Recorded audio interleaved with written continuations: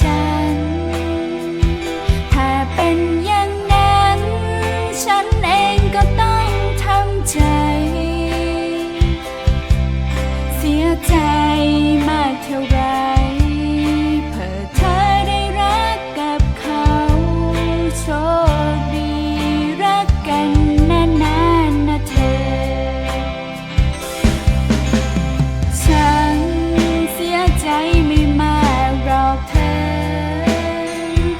ไม่ต้องห่วงฉันคนเดียวฉันก็อยู่ได้ก้าวไปตามใจเธอส่วนฉันก็เดินต่อไปสักวันคงได้เจอคนที่ดีกว่าไม่มีแอบเสียใจร้องไห้หรอกนะ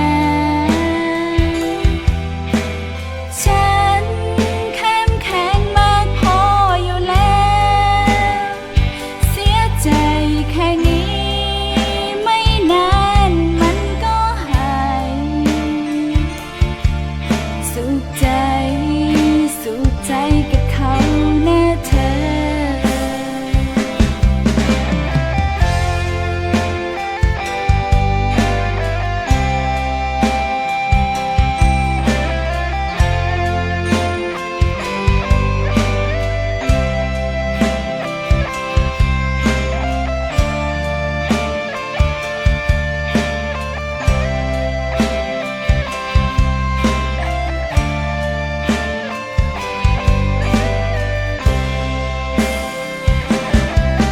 ไม่มี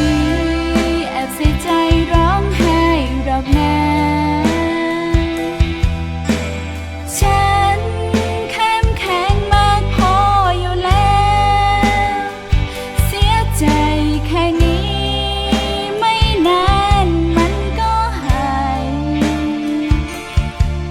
สุขใจสุขใจกับเขานะเธอ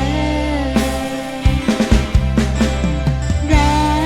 กฉันรักเธอมากไม่พอเธอจึงได้ไปคบหาเขาคนนั้นเสียใจไม่เสียดาย